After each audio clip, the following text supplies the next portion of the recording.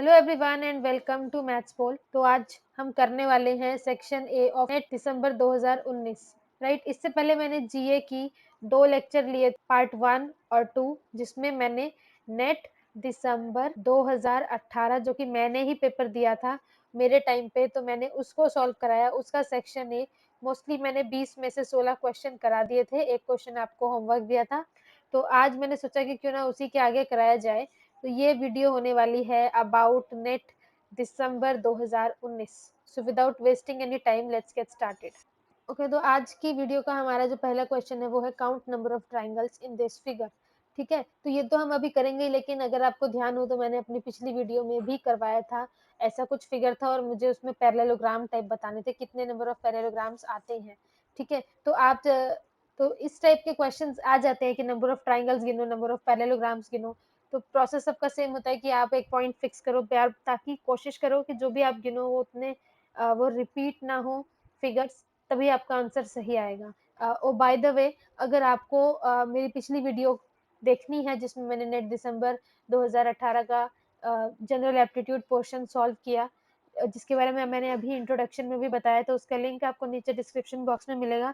And plus you can find that video in my playlist of general aptitude, आप वहां से भी देख सकते हैं। तो अब शुरू करते हैं इस क्वेश्चन को। इसमें पूछा है कि नंबर ऑफ ट्राइंगल्स कितने होंगे। तो नंबर ऑफ ट्राइंगल्स देखने के लिए पहले मैं क्या करती हूँ, मैं एक पॉइंट फिक्स कर देती हूँ। एक पॉइंट मैंने ले लिया, ये वाला पॉइंट, मैं इसको सबसे पहले लेबल करूंगी। ऐसा मैं इसलिए कर रही हूँ, जब मैं किसी ट्राइंगल की बात करूँ तो आपको पता हो कि मैं कौन से ट्राइंगल की बात कर रही हूँ।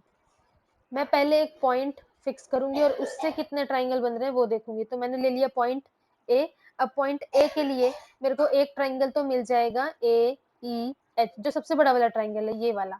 ठीक है, इसकी बात करेंगे तो ये ए ई एच हो गया। इसके बाद एक ट्राइंगल मेरा बन रहा है ए बी सी, छोटा वाला ट्राइंगल, ये और ये है ना।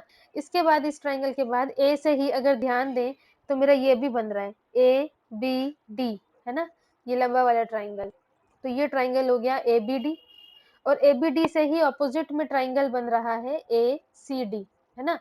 मैंने ए बी सी तो ले लिया, लेकिन मेरा आई पॉइंट भी तो है, और जब मैं आई पॉइंट ले रही हूँ तो मेरा कौन सा ट्राइंगल बनेगा जो ए को कंटेन करेगा, ए बी आई और ए सी आई। तो दो ट्राइंगल ये भी तैयार हो गए, ए बी आई और ए सी आई, ट्राइंगल ए सी आई।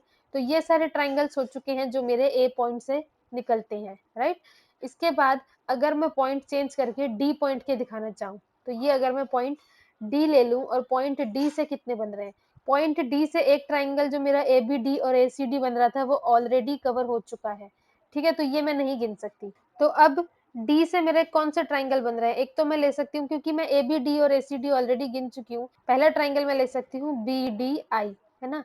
तो ट्राइंगल बी डी आई, इसी के जस्ट ऑपोजिट इधर ट्राइंगल है डी सी आई, तो ट्राइंगल डी सी आई। और इसी से ये बड़ा वाला ट्राइंगल कौन सा बन रहा है, D B C, triangle D B C. और ट्राइंगल डी बी सी तो ऊपर बन रहा है, लेकिन ऐसा ही नीचे भी ट्राइंगल मेरा बन रहा है जो है ये वाला, यानी ट्राइंगल डी एफ जी। तो डी को मैंने सेंटर मानते हुए, डी को फोकस मानते हुए जितने मेरे ट्राइंगल बन रहे थे मैंने वो गिन लिए।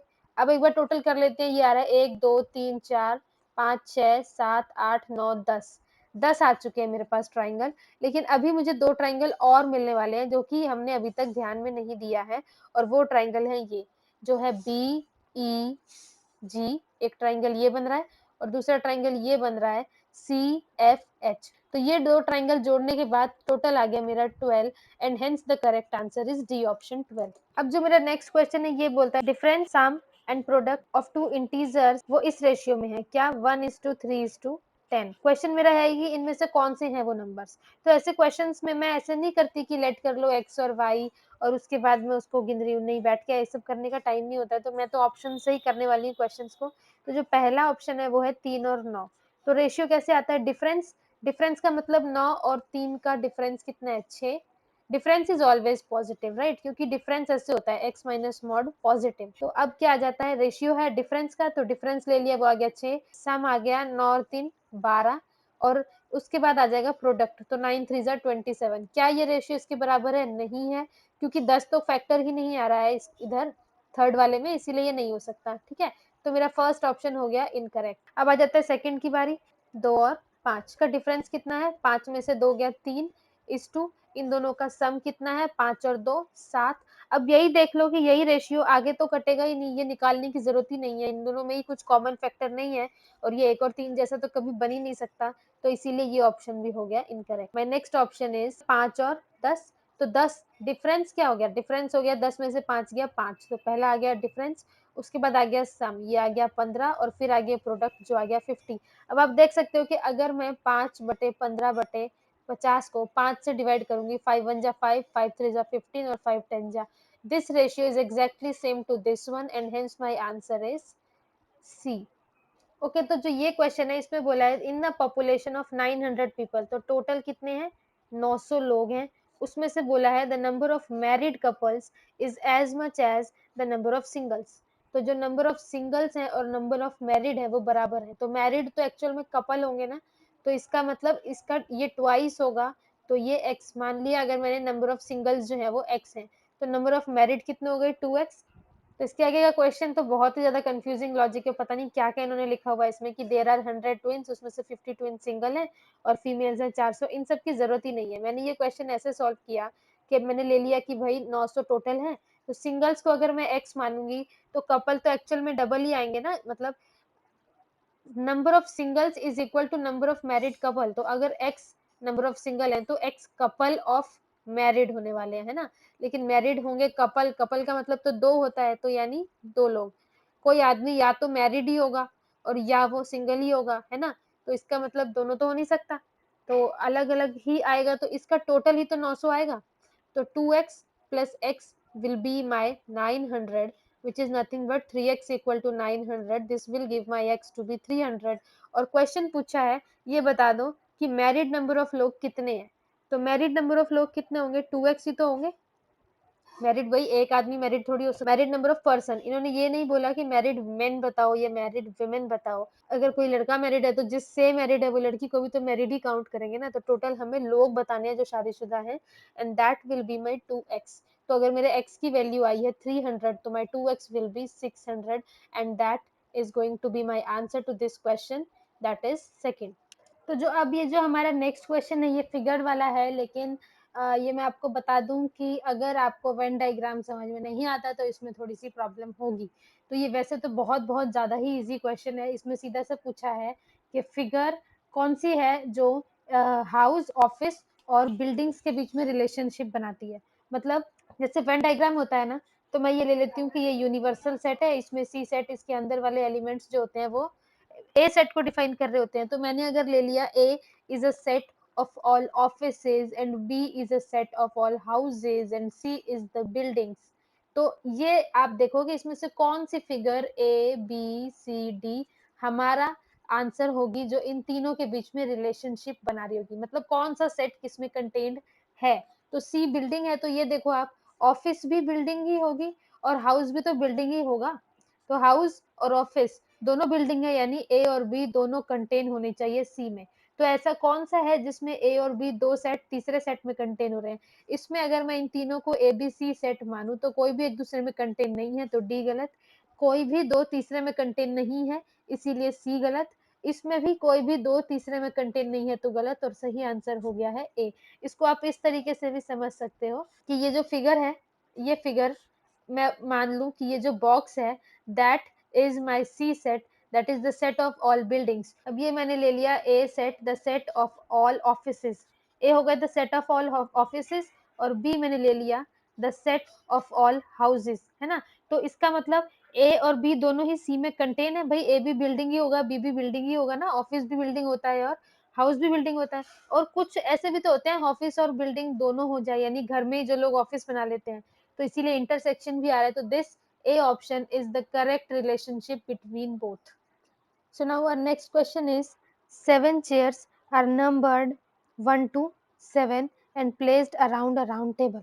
तो ये एक राउंड टेबल हो गई और इस राउंड टेबल पे 1 2 3 4 5 6 7 7 नंबर ऑफ चेयर्स ऐसे नंबर डाले हुए हैं उन पे, starting from chair 5 a person keeps going around the table, और बोल दिया है आफ्टर क्रॉसिंग 41 चेयर्स वो कौन सी चेयर पे पहुंचेगा, ये सवाल है, और इस राउंड टेबल पे मैंने नंबरिंग डाल दिया है। अब अगर मेरे 5 से शुरू हो रहा है वो चलना और क्लॉकवाइज जा रहा है, तो मुझे एक बार ये गिन लेना है कि एक सर्कल में वो कितना, एक बार अगर घूम रहा है तो वो कितनी चेयर को स्किप कर रहा है। तो अगर उसे 5 से दोबारा 5 पे आना है तो उसने कितनी चेयर छोड़ी, वो पूरा एक सर्कल काउंट करेगा, वो पूरा एक सर्कल लगा के आएगा और उसके बाद उसने देखेंगे कितनी चेयर छोड़ी। तो 6, 7, 1, 2, 3, 4 छोड़ी, यानी 6 चेयर छोड़ने के बाद 7वीं चेयर उसकी वापस यही आई, 7th चेयर उसकी होगी, तो 7th को भी स्किप करेगा ना 5 से आगे बढ़ने के लिए, यहाँ पहुँचने के लिए 7 को भी स्किप करेगा। तो अब मैंने 7 लिख देती हूँ, 7 5 जा 35, तो अगर वो 5 राउंड लगा देता है तो वो वापस इसी पॉइंट पे पहुँचेगा, यहाँ पे 5 से आगे, राइट? इतना समझ में आया? ठीक है, तो उसने 35 चेयर क्रॉस कर दिया है और अभी वो 5 के आगे है। तो अब काउंट करते हैं, 36 चेयर क्रॉस की, 37, 38, 39, 40, 41 को क्रॉस करके वो दोबारा 5th चेयर पे ही आ चुका है, तो यही है हमारा आंसर। सीधा इसमें तो कुछ ऐसा समझने वाला सवाल नहीं है, मुझे बताना है कि नेक्स्ट फिगर क्या आएगी। ठीक, तो मैं क्या करूंगी, मैंने एक बॉक्स बना लिया।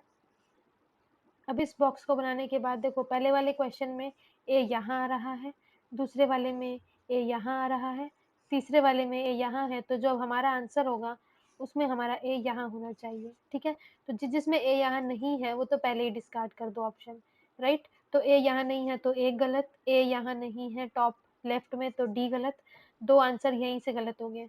उसके बाद अगर मैं बात कर रही हूँ बॉक्स की डॉट की, तो डॉट पहले वाले में डॉट यहाँ है, दूसरे वाले में डॉट यहाँ, यानी क्लॉकवाइज, तीसरे वाले में डॉट ऊपर है और चौथे वाले में डॉट यहाँ आनी चाहिए। तो जिसमें मेरी डॉट यहाँ नहीं आया है वो ऑप्शन भी डिस्कार्ड। लेकिन अब ये दोनों ही ऑप्शन में डी यही है, डॉट यही है, तो दोनों ये वाले पॉइंट तो सही हो गए, हम डिस्कार्ड नहीं कर सकते। अब देख लेते हैं एरो को। एरो एक बार एरो नीचे की तरफ है, अगली बार एरो उसी में ऊपर की तरफ है, राइट? और फिर एरो नीचे आए तो फिर एरो ऊपर जाएगा। ठीक है, तो ये एरो ऊपर, मेरा correct answer is third option. Okay, तो अब जो मेरा नेक्स्ट क्वेश्चन है इसमें बोला है, a girl is running at a constant speed to catch a bus which is stationary. ठीक है, and before she the bus leaves and moves with a constant acceleration. तो ये बताना है व्हाट इज द ग्राफ, कौन सा ऐसा graph है जो डिपिक्ट कर रहा है सिचुएशन को। तो पहली बात तो ये बोल दिया कि जो लाइन है straight line, that is for the bus, and dotted line जो है वो गर्ल के लिए, स्पीड के लिए है। ठीक है, तो अब क्या करना है इस फिगर को, अगर आप देखो यहाँ लिखा है कि स्पीड कांस्टेंट है, जो स्पीड कांस्टेंट है तो उसका ग्राफ ऐसे स्ट्रेट ही आएगा। किसका? लड़की वाली स्पीड का ग्राफ ऐसे सीधा सीधा आना चाहिए। तो इसका मतलब दो ऑप्शन तो यहीं से डिस्कार्ड हो गए कि ये वाला ग्राफ तो होगा नहीं और ये वाला ग्राफ भी होगा नहीं, क्योंकि मुझे चाहिए लड़की की स्पीड एकदम कांस्टेंट। तो अब ऑप्शन यही बचा। लेकिन इसमें बोला है कि पहले बस रुकी हुई थी, उसके बाद बस चली, है ना? तो इसका मतलब सीधा तो नहीं हो सकता, ये वाली लाइन नहीं हो सकती ग्राफ। लेकिन इस वाले ग्राफ में तो स्पीड चल ही रही है, लेकिन यहाँ ऐसा नहीं है, सिचुएशन के हिसाब से पहले बस रुकी हुई थी, बाद में बस चली, तो my correct answer is this graph.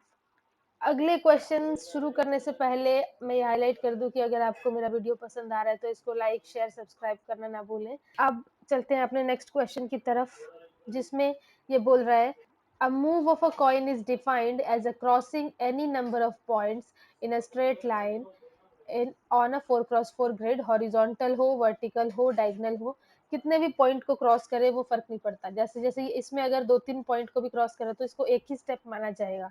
ठीक है, तो उसके बाद इसने बोला है कि what is the least number of moves in which a coin starting from the indicating point position. तो इंडिकेटिंग पोजीशन ये है, तो बोला है यहाँ से शुरू करना है और हमें सारे 9 के 9 डॉट्स, इस डॉटेड स्क्वायर जिसके अंदर 9 पॉइंट्स आ रहे हैं, इन सारे पॉइंट्स को कवर करना चाहिए।